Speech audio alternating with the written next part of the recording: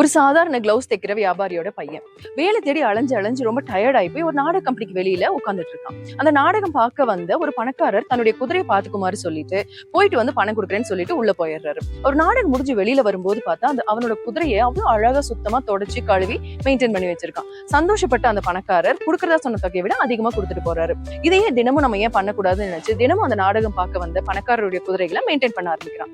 அதை பார்த்துட்டு அதை மெயின்டைன் பண்ணிட்டு அந்த நாடகங்களையும் அவன் கூர்ந்து கவனிக்க ஆரம்பிக்கிறான். டயலாக்ஸ் அத்தனையும் அருமையா மனப்பாடம் பண்ணிடுறான். ஒரு நாள் அந்த நாடகத்துல நடிக்கக்கூடிய முக்கிய கதாபாத்திரத்துல இருக்கக்கூடிய ஒருத்தர் அன்னைக்கு வரல. அவனுக்கு இதை ஒரு சான்ஸை யூஸ் பண்ணிக்கணும் அப்படின்னு சொல்லி தைரியமா எந்த ஒரு பயமும் இல்லாம தயக்கமும் இல்லாம தைரியமா போய் அந்த ஓனரை பாக்குறான், வாய்ப்பு கேட்கறான். அவனுக்கு வாய்ப்பு கொடுக்கப்படுது.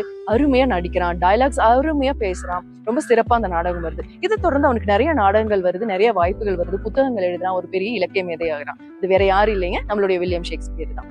இதே மாதிரிதான் நம்மளுக்கும் நிறைய வாய்ப்புகள் வருது. நம்ம பயம் தயக்கம் அப்படிங்கிற அந்த விஷயத்தினால நிறைய பேரு எந்த ஒரு காரியத்தையும் எடுத்து செயல்படுத்த முடியறது இல்லை. சோ நம்மளுடைய பயத்தையும் தயக்கத்தையும் விட்டுட்டு சிறப்பா செயல்பட்டோம் அப்படின்னா நம்மளும் ஒரு வெற்றியாளர் ஆகலாம்.